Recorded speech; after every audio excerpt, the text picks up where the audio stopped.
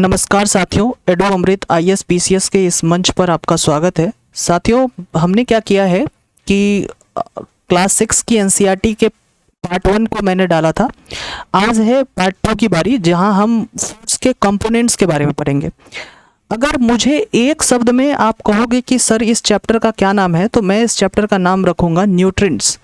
ठीक है, क्योंकि फूड के जो कंपोनेंट्स हैं वो न्यूट्रिएंट्स ही होते हैं। इसी न्यूट्रिएंट्स को हम मेजर न्यूट्रिएंट्स में बांटते हैं और इसी न्यूट्रिएंट्स को हम माइनर न्यूट्रिएंट्स में बांटते हैं। तो जो हिंदी भाषी लोग हैं उसको अगर ये लगे कि आप क्या पढ़ रहे हैं, तो हम पोर्शन पढ़ रहे हैं और कुछ मेजर पोर्शन के तत्व होते हैं, कुछ माइनर पोर्शन के तत्व होते हैं, जिसमें मेजर पोर्शन के तत्व में हम carbohydrates, fat, proteins, vitamins, minerals, इन सारी चीज़ों के बारे में पढ़ेंगे। ठीक है, तो साथियों, आपके दिमाग में ये प्रश्न तो आता ही होगा कि सर ये आप न्यूट्रिएंट्स बता रहे हो, तो न्यूट्रिएंट्स का मतलब क्या है। तो मैंने क्या किया है साथियों कि इसमें आपके लिए आसानी पैदा हो, तो मैंने हर जो इम्पोर्टेंट लाइन है उसको कलर कर दिया है, हाईलाइट कर दिया है। इससे क्या होगा कि आप जब भी इसको पढ़ोगे तो that become very easier for you while I am teaching and you are listening, it become very easy to communicate. ठीक है, तो सबसे पहले हम बात करेंगे कि what the actually nutrients means. Nutrients का मतलब होता है कि जो आप फूड लेते हो उस फूड में कुछ ऐसे कंपोनेंट्स पाए जाते हैं that are very needed for our body. Our body required that component, उसकी बहुत ज़रूरत होती है। तो जिन भी चीज़ों को हमारे बॉडी की ज़रूरत होती है उसके लिए हम फूड लेते हैं और उस फूड को हम न्यूट्रिएंट्स कह सकते हैं अगर वो हमारे लिए ज़रूरी है। और मैंने ये एग्जाम्पल अभी आपको बताया। ठीक है, इसी में कुछ माइनर न्यूट्रिएंट्स होते हैं जैसे फाइबर और वाटर। ठीक है, एक चीज़ और आपको बता दें कि ये जो आपकी किताब है वो आपको बताना चाह रही है कि कुछ फूड हैं जैसे न्यूट्रिएंट्स हैं, कैसे पता करेंगे कि आपके फूड में कार्बोहाइड्रेट्स है या आपके फूड में फैट्स है या प्रोटीन्स है। तो इनका पता करना बड़ा इजी है। अगर आप कार्बोहाइड्रेट्स का पता करना चाहते हैं अपने से कि इसमें कार्बोहाइड्रेट है या नहीं है, तो इसके लिए आपको क्या करना पड़ेगा। देखो, कार्बोहाइड्रेट जो है वो बेसिकली दो चीज़ें के रूप में आपको मिलता है, एक स्टार्च के रूप में या शुगर के रूप में। ठीक है, तो आप क्या कर सकते हो, स्टार्च की का पता लगा सकते हो। यहाँ देखो, इसको मैंने हाईलाइट कर रखा है कि कार्बोहाइड्रेट जो है वो आपको स्टार्च और शुगर के फॉर्म में मिलता है। अगर आप इसको पता लगाना चाहते हैं स्टार्च का, तो इसके लिए क्या करना पड़ेगा, इसके लिए ये करना पड़ेगा कि कुछ आपको फूड्स के टुकड़े लेने पड़ेंगे और इस फूड्स के टुकड़े के ऊपर नमक वाले पानी को जो है वो क्या करना पड़ेगा, यानी आयोडीन का जो सॉल्यूशन है उसको इस फूड के टुकड़े पे डालना होगा। जैसे ही आप इस आयोडीन सॉल्यूशन के उस फूड के टुकड़े पे डालोगे तो फूड जो है वो ब्लू ब्लैक कलर में कन्वर्ट हो जाएगा।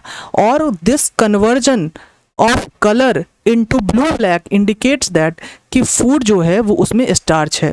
ठीक है, तो ये एक तरीके का प्रश्न यहाँ से बन चुका है कि कब मानेंगे कि एक फूड में स्टार्च या कार्बोहाइड्रेट पाया जा रहा है, जब उसकी फूड की कलर जो है वो ब्लू ब्लैक में कन्वर्ट हो। अगर आपको प्रोटीन की जांच करनी है किसी फूड में, तो आपको क्या करना पड़ेगा कि उस फूड को लेकर आपको उसके ऊपर कॉपर सल्फेट और कॉस्टिक सोडा का जो सॉल्यूशन है, जिसमें कॉस्टिक सोडा थोड़े अधिक मात्रा में रखें आप।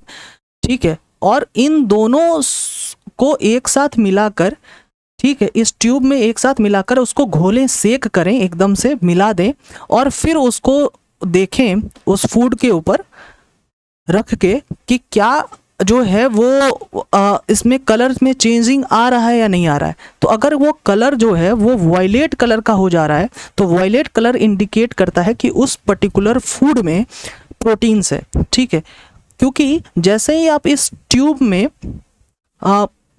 कॉस्टिक सोडा, कॉपर सल्फेट और उस फूड के मिक्सचर को डालोगे, अगर वो सॉलिड मिक्सचर है, अगर कोई सॉलिड फूड है तो उसको क्रश करके आप डालो। ठीक है, एकदम पेस्ट बना के इस सॉल्यूशन में आप डालें और उसको पूरे अच्छी तरीके से सेक करें, हिलाएं, और फिर आपको पता चलेगा अगर वो वायलेट कलर आपको दे रहा है तो इसके पता चलेगा कि इसमें प्रोटीन है। ठीक है, और सर फैट की के लिए क्या करें, फैट का बड़ा आसान सा जो है वो टेस्ट है। तो कहीं अगर पता करना हो कि किसी फूड में फैट है या नहीं है, आप क्या करो कि उस फूड को एक कागज पे रखो। जैसे ही आप कागज पे रखोगे तो थोड़ा ऑयली, कागज ऑयली हो जाएगा, है ना, तेलीय कलर का कागज हो जाएगा। और जैसे ही ऑयली कागज होता है तो आप उसको क्या करोगे कि कहोगे कि ये जो है ये फैट है, ठीक है। तो आप तो कह सकते हो कि सर अगर फूड रखें उसमें तो थोड़ा पानी भी हो सकता है। तो ऐसा करना है कि कुछ देर आप इंतज़ार कर लो जब तक पेपर ड्राई ना हो जाए। अगर पेपर ड्राई हो जाने के बाद भी उस कागज़ में तेल लगा हुआ है तो आप कहेंगे कि इस फूड में फ़ैट है। और फैटी फूड जो है वो हमारे हेल्थ के लिए इंजीरियस होता है, हम ज़्यादा खा नहीं सकते हैं। जैसे समोसा है, लिट्टी है, ये सारे जो फूड हैं वो फैटी हैं, ठीक है। क्योंकि अगर आप उसको किसी पेपर पे रखोगे वो पेपर जो है पूरा ऑयली ऑयली हो जाएगा, ठीक है, क्लियर है। अब तो आपने समझ लिया होगा इसको। अब हम आगे बढ़ते हैं। आपका अगला टॉपिक है what do various nutrients do, what are the functions of nutrients, ठीक है, इन आवर बॉडी। तो न्यूट्रिएंट्स का जो फंक्शन है, ये सारे न्यूट्रिएंट्स जो है, कार्बोहाइड्रेट हो, विटामिन्स हो, मिनरल्स हो, फैट हो, इसका क्या फंक्शन है। जब अगर हम कार्बोहाइड्रेट्स की बात करें तो वो हमें एनर्जी प्रोवाइड करता है, फैट भी हमें एनर्जी प्रोवाइड करता है। और एक्चुअली फैट तो कार्बोहाइड्रेट से भी अधिक एनर्जी प्रोवाइड करता है। लेकिन हमें क्या करना है कि कुछ ऐसे स्रोत को देखना है, इसलिए फैट और कार्बोहाइड्रेट्स को क्या कहते हैं, एनर्जी गिविंग फूड्स, ठीक है। तो अगर आपसे पूछे कि क्या विटामिन एनर्जी गिविंग फूड है तो आप कहोगे नहीं, फैट और कार्बोहाइड्रेट्स एनर्जी गिविंग फूड है। स्टार्च का कनेक्शन किससे है, विटामिन से कि फैट से, नहीं, स्टार्च का कनेक्शन कार्बोहाइड्रेट से है। तो ऐसे करके आपको याद रखने हैं सारी चीज़ों को। प्रोटीन का क्या इस्तेमाल कर सकते हैं हम, प्रोटीन हमारे लिए इसलिए ज़रूरी है क्योंकि हमें ग्रोथ और हमारे शरीर में कहीं कुछ रिपेयर की आवश्यकता हो तो उसके लिए प्रोटीन जो है वो ज़रूरी है। सो प्रोटीन को आप लोग क्या कहेंगे, प्रोटीन को हम बॉडी बिल्डर फूड भी कहेंगे, ठीक है। यहाँ मैंने कहीं लिखा है प्रोटीन को लेकर, मैं आपको अगले पेज में दिखाऊंगा। तो प्रोटीन को बॉडी बिल्डर फूड भी कहेंगे, क्लियर है। तो कुछ ऐसे स्रोत हैं, जैसे कार्बोहाइड्रेट्स आपको लेने हैं, जैसे तो उसके लिए आप पोटैटो ले सकते हैं, शुगर केन ले सकते हैं, पपाया ले सकते हैं, हाँ, अमरूद, गन्ना, आलू, मेलन, मैंगो, मेज, राइस, बाजरा, वीट, इन सारे, ये सारे जो चीज़ आप देख रहे हैं ये सारे किस चीज़ के एग्जाम्पल हैं, कार्बोहाइड्रेट्स के। और अगर आपको फैट का सेवन करना है तो फैट दो तरीके से आप सेवन कर सकते हैं। एक, ये कुछ प्लांट प्रोडक्ट्स हैं और ये कुछ एनिमल प्रोडक्ट्स हैं जिसमें फैट का आप सेवन कर सकते हैं। जैसे ग्राउंड नट्स हैं, प्लांट प्रोडक्ट है, सनफ्लावर ऑयल है, कोकोनट ऑयल है, मस्टर्ड ऑयल है, सोयाबीन है, ये सारे फैट हैं, नट्स हैं, तिल है। और अगर आप देखें कि जैसे कि एनिमल प्रोडक्ट्स में घी है, क्रीम है, बटर है, मछली है, मीट है, इन सारे से तेल जो है एक तरीके से तेलीय पदार्थ है, फैटी है, क्लियर है। आगे हम बढ़ते हैं, थोड़ी सी और आगे आपसे चर्चा करते हैं। फैट के बाद जो है कुछ चीज़ें आती हैं, जैसे कि प्रोटीन की बात कर लें। और प्रोटीन को हमने कहा था कि इसको बॉडी बिल्डिंग फूड भी कहते हैं और इसको मैंने हाईलाइट किया है, तो यहाँ मैंने हाईलाइट किया है। प्रोटीन जो है जिसको खाने से आप बढ़ते हैं, आपके शरीर में की जो बहुत सारी चीज़ें हैं वो रिपेयर होती हैं। और प्रोटीन जो है, आप ये देखें कि इसके लिए अगर आप प्रोटीन खाना चाहते हैं तो उसमें कुछ प्लांट के लिए से जो है सोर्सेस हैं, कुछ एनिमल के सोर्सेस है। जैसे सोयाबीन अगर आप खाते हैं तो सोयाबीन में सबसे अधिक प्रोटीन होता है। बीन्स, दाल, मूंग, ग्राम, पीज, मटर जिसको कहते हैं, इस सब में प्रोटीन पाया जाता है। अगर आप एनिमल प्रोडक्ट्स खाते हैं, मांसाहारी हैं आप, तो उसमें अगर प्रोटीन आपको ढूंढना हो तो आप जो है दूध पीजिए, मछली, पनीर, एग्स, मीट, फिश, इन सारे से जो प्रोटीन पाया जाता है, ठीक है। तो हमने 3 जो है वो न्यूट्रिएंट्स की बात कर ली। चौथे न्यूट्रिएंट्स पे आए तो वो चौथा न्यूट्रिएंट्स है विटामिन्स। इसको मैंने अलग कलर में रखा है ताकि आपको आसानी हो जब मैं कम्युनिकेट कर रहा हूँ। तो अब क्या है कि विटामिन्स का क्या है हमारे शरीर में हेल्प, क्योंकि विटामिन हमारे शरीर को फ़ायदा ये पहुंचाता है कि हमारे जो आँख है, हमारे जो तित हैं, हमारे जो हड्डी है, हमारा जो पूरा का पूरा हेल्थ है, इसको एकदम से हेल्दी रखने का काम जो है, हमारा जो स्किन है, इन सारे चीज़ों को जो है वो फंक्शनिंग का काम जो है विटामिन करता है। और विटामिन के बहुत प्रकार होते हैं, vitamin A, vitamin C, vitamin D, E, K, इस तरीके के बहुत विटामिन होते हैं। और विटामिन बी तो अलग बहुत तरीके का होता है, vitamin B1, B2, B6, B12, इस तरीके के बहुत विटामिन होते हैं। विटामिन बी कॉम्प्लेक्स कहते हैं इसको, ठीक है। तो कुछ विटामिन के आपको स्रोत मैं बता रहा हूँ, आपको इसको याद रखना है। जैसे विटामिन ए है, तो विटामिन ए हमारे आँख और जो त्वचा है इसके लिए ज़रूरी है। विटामिन सी हमारे किसके लिए ज़रूरी है कि विटामिन सी जो है, अगर उसके नहीं रहने से आपको क्या होगा कि रोग से लड़ने की क्षमता घट जाएगी, ठीक है। तो विटामिन सी हमें रोग से लड़ने की क्षमता देता है। विटामिन डी जो है वो हमारे हड्डी और दांत के लिए ज़रूरी है, क्लियर है। तो विटामिन के अगर स्रोत को देखें, अगर आप विटामिन ए के स्रोत को देखें तो वो मिल्क है, फिश ऑयल है, ठीक है, गाजर है, ये सारे जो है स्रोत हैं। अगर आप विटामिन बी के स्रोत को देखें तो विटामिन बी बहुत प्रकार के होते हैं, इसके बहुत प्रकार हैं। और हर किसी के तो विटामिन बी के तो बहुत स्रोत हो सकते हैं। मछली भी आएगा, टमाटर भी आएगा, लीवर भी आएगा। लीवर मतलब कि जैसे जो मीट होता है उसमें जो चाहे मटन है, चाहे किसी भी चीज़ का, जैसे ये भैंस की मीट है, इन सारे मीट में जो है जो लीवर होता है उसका वो बहुत जो है वो विटामिन बी का बहुत बड़ा स्रोत है। जब भी आप कोई मीट ईटर है तो उससे पूछो कि विटामिन का सबसे बड़ा स्रोत कौन सा है, तो वो है लीवर, ठीक है। मांसाहारी लोग जो है विटामिन के लिए लीवर खा सकते हैं। इसके बाद हम आगे बढ़ते हैं, कलेजी जिसको कहते हैं, आई थिंक नहीं, लीवर को कलेजी नहीं कहेंगे। लीवर बेसिकली ये है, अगर इस पे उलझे ना तो जब आप मीट खा रहे हैं तो उसमें जो व्यक्ति है उसको जब आप क्या करेंगे कि बॉडी बिल्डिंग करेंगे ना, जिम जाएंगे, तो वहाँ आपका ट्रेनर बोलेगा कि आप जब कोई मीट खाएं, चिकन खाएं, तो उसमें लीवर खाने की कोशिश करें, ताकि वो बहुत प्रोटीन युक्त होता है, विटामिन बी उसमें बहुत होता है, ठीक है।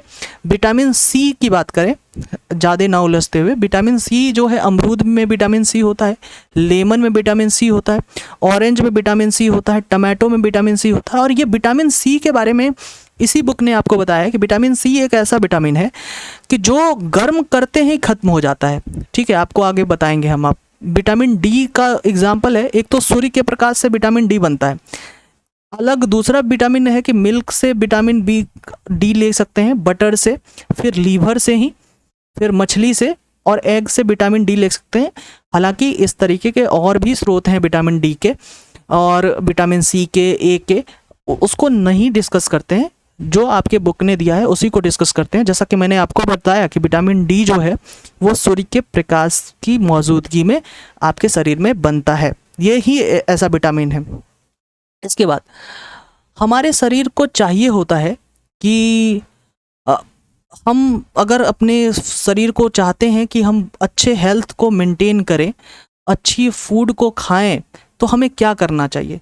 तो हमें ये करना चाहिए कि हमें एक तरीके से पूरी जो डाइट फॉलो करना है, ठीक है। प्रॉपर ग्रोथ बॉडी के लिए मेंटेन करने के लिए आपको प्रॉपर डाइट होने चाहिए, ठीक है। कुछ ऐसे स्रोत भी आप देख लो कि जैसे मिनरल्स की बात करते हैं, कुछ मिनरल्स भी हमारे शरीर को चाहिए। तो मिनरल्स में जैसे कि अगर हम बात करें, जैसे आप पालक खा रहे हो, मछली खा रहे हो, तो यहाँ से आपको आयोडीन नाम करके मिनरल्स मिल जाएगा। अगर आप फॉस्फोरस चाहते हो अपने शरीर में, तो केला खाओ, मिर्ची खाओ, जो है दूध पियो, इससे आ जाएगा।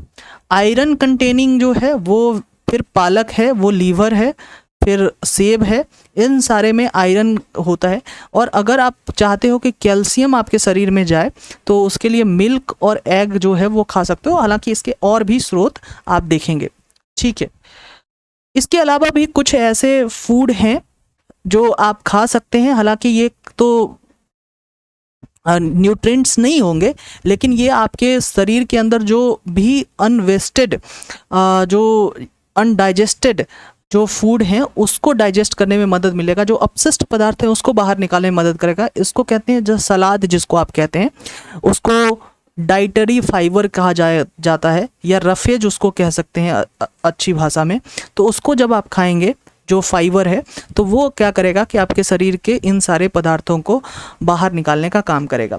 ठीक है। अगर आप पानी की बात करें, पानी हमारे शरीर में कैसे आ रही है, तो पानी जो है हमारे शरीर में बहुत स्रोत है। एडिशनल पानी के लिए तो आप पानी पीते हैं, लेकिन बहुत सारे ऐसे फूड होते हैं जब आप उसको लेंगे तो उससे तो पानी आपके शरीर में जो है वो चला ही जाता है, और साथ ही साथ जब एडिशनल पानी की आवश्यकता होती है तो आप पानी पीते हैं। लेकिन पानी की आवश्यकता हमारे शरीर में क्यों होती है? क्योंकि पानी जो है ना, वो सारे के सारे हमारे बॉडी में सारे जो फूड हैं उससे न्यूट्रिएंट्स खींचता है, चाहे वो कार्बोहाइड्रेट्स खींचे, फैट खींचे, इन सारे फूड से जो है, डाइजेस्टेड फूड से जो है वो न्यूट्रिएंट्स खींचता है पानी। ठीक है। तो जितना पानी पिएंगे उतने अच्छी तरीके से आपका डाइजेशन होगा। ठीक है। इसके बाद हम आगे बढ़ें, थोड़ी और बात करें आपसे। एक बात है कि आप खाना कुछ भी खाओ, ठीक है, आप खाना बहुत अच्छा खाते हो, लेकिन उसमें न्यूट्रिएंट्स की कमी है तो आप बैलेंस डाइट नहीं ले रहे हो। बैलेंस डाइट का मतलब है कि our diet should have all nutrients जो हमारे बॉडी में ज़रूरी है। अगर हमारे पास ऐसा खाना है जिसमें कि सारी की सारी carbohydrates, fat, vitamin, minerals, fibres, वो सारे चीज़ें हैं जो हमारे शरीर के लिए ज़रूरी है, तो हम ऐसे फूड को बैलेंस डाइट फूड कहेंगे। ठीक है। अब बैलेंस डाइट अगर फूड है, ठीक है, बैलेंस डाइट है, तो हमें जो है वो क्यों ज़रूरी है? वो इसलिए ज़रूरी है क्योंकि अगर आप इसको नहीं लेंगे, बैलेंस डाइट फूड को नहीं लेंगे, तो उससे होगा क्या? उससे ये होता है कि आपको डिफिशियंसी डिजीज़ हो जाएगी। ठीक है। अब बात करेंगे डिफिशियंसी डिजीज़, क्योंकि एक आदमी जो है अच्छा फूड तो ले सकता है, खाना अच्छा खा सकता है, इसका मतलब ये नहीं कि उसके पास वो बैलेंस डाइट ले रहा है। ठीक है। इसका मतलब अगर कोई व्यक्ति जो है खाना खा रहा है सिर्फ और सिर्फ समोसा, कचौरी, ये सारा खा रहा है, तो वो यानी सिर्फ फैट कंज्यूम कर रहा है, तो वो ओबेसिटी से ग्रसित हो जाएगा, यानी उसको मोटापा हो जाएगा। ठीक है। और ये बहुत दिक्कत वाली चीज़ें हैं। ठीक है। कुछ फूड है जिसको कि आप अगर कुक करते हो तो उससे सारे के सारे न्यूट्रिएंट्स ख़त्म हो जाते हैं, विटामिन्स ख़त्म हो जाते हैं। तो आपको कुकिंग करते हुए भी ध्यान रखना है कि कितना कुक करके खाएं। ठीक है। तो डिफिशियंसी से और कुकिंग से, इन सारी चीज़ों का अगर प्रॉपर ध्यान रखते हैं तो हम कहते हैं कि बैलेंस डाइट हम ले रहे हैं। ठीक है। और अगर कोई आप डाइट ले रहे हैं जिसमें कि ना तो कार्बोहाइड्रेट है ना ही प्रोटीन है, तो इससे क्या होगा कि आप छोटे रह जाएंगे, बौने रह जाएंगे, और आपका कंप्लीट ग्रोथ होगा नहीं। और ये सारे डिजीज़ को अगर चाहते हैं कि आप में ऐसी कोई डिजीज़ ना हो, तो आपको बैलेंस डाइट लेना पड़ेगा। ठीक है। जो इस चैप्टर ने बताया है, इस चैप्टर ने एक बड़ा अच्छा टेबल दिया है जिसको आप याद रखें। जैसे विटामिन ए की कमी से आपकी जो है वो भीजन जा सकती है। ठीक है। इसलिए विटामिन ए के जो स्रोत हैं वो लें। ठीक है। अपनी आँखों को ठीक करने के लिए।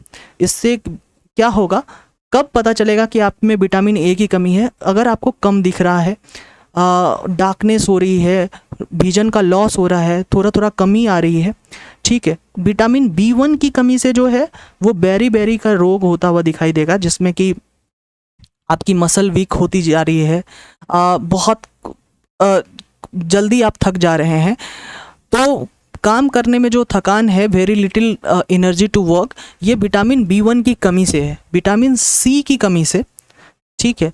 वो ये होता है कि रोग, विटामिन C जो है आपको रोग से लड़ने की क्षमता देता है। अगर वो नहीं है तो आपके जो घाव है वो बहुत देर से भरेंगे, आपके गम्स जो है वो ब्लीड करेंगे, खून निकलेगा उससे, विटामिन C की कमी से। और विटामिन D की कमी से रिकेट्स होता है, हड्डियां जो हैं वो कमज़ोर हो जाती हैं, और इस बीमारी का इलाज जो है वो बहुत महंगा होता है, या लाइलाज बीमारी आप है इसको ऐसा कह सकते हैं। ठीक है। तो इसमें बोन्स जो है वो अचानक बहुत कमज़ोर हो जाते हैं, आदमी बहुत जो है वो दुबला पतला हो जाता है और उसकी हड्डी कहीं से भी टूट सकती है। ठीक है, कैल्शियम की कमी से जो है वो बोन और टूथ दोनों की डीके आपको दिखाई देगी कि कैल्शियम अगर कम है तो आपके जो दांत है वो भी जो है उसमें खराबी नज़र आते हुए दिखेगा, वो जो है टूटता हुआ नज़र आएगा और हड्डियां कमज़ोर हो जाएंगी, क्योंकि इन दोनों में कैल्शियम की मात्रा अधिक होती है। आयोडीन की कमी से घेघा रोग होता है, जिसको ग्वाइटर कहते हैं, और इसमें क्या होता है कि नेक के बाहर जो है वो थोड़ा इस तरीके का जो है अजीब सा फिगर हो जाता है नेक के बाहर। ठीक है, जो स्वलन की तरह दिखेगा, और इसी आयोडीन की कमी से जो मेंटल एबिलिटी है चिल्ड्रेन में उसकी कमी दिखाई देती है। वो मेंटली तौर पे डिसऑर्डर आपको दिखाई देगा, मेंटली डिसेबल लोग जो हैं आयोडीन की कमी से दिखाई देते हैं।